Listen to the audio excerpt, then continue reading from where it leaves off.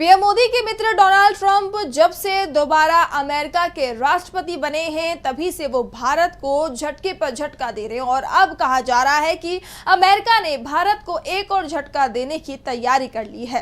क्या है मामला जिसकी अब हो रही है हर तरफ चर्चा, जानने के लिए देखिए ये रिपोर्ट। अंतर्राष्ट्रीय धार्मिक स्वतंत्रता पर अमेरिकी आयोग ने भारत में अल्पसंख्यकों की हालत पर टिप्पणी की है।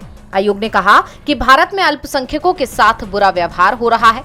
अमेरिकी आयोग की रिपोर्ट में ये भी कहा गया है कि साल 2024 में भारत में धार्मिक स्वतंत्रता की स्थिति और खराब होती गई, क्योंकि धार्मिक अल्पसंख्यकों के खिलाफ हमले और भेदभाव बढ़ता रहेगा। इसमें कहा गया कि हिंदू राष्ट्रवादी प्रधानमंत्री नरेंद्र मोदी और उनकी भारतीय जनता पार्टी ने पिछले साल के चुनाव अभियान के दौरान मुसलमानों और अन्य धार्मिक अल्पसंख्यकों के खिलाफ घृणित बयानबाजी और गलत सूचनाओं का प्रचार किया। अब अमेरिकी आयोग के इस बयान के बाद से विपक्ष को मोदी सरकार को घेरने का मौका मिल गया है। लेकिन मुद्दा सिर्फ ये ही नहीं है। अमेरिकी आयोग ने अपने एक ऐलान से सभी को हैरान भी कर दिया।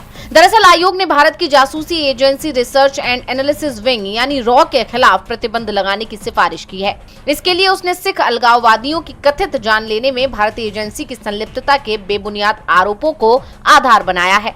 आयोग ने भारत को विशेष चिंता वाला देश घोषित करने की सिफारिश भी की। रिपोर्ट में कहा गया कि चीन से निपटने की खातिर अमेरिका ने भारत से घनिष्ठ संबंधों को बनाने की कोशिश की। इस वजह से भारत में मानवाधिकार के मामलों को नजरअंदाज किया गया।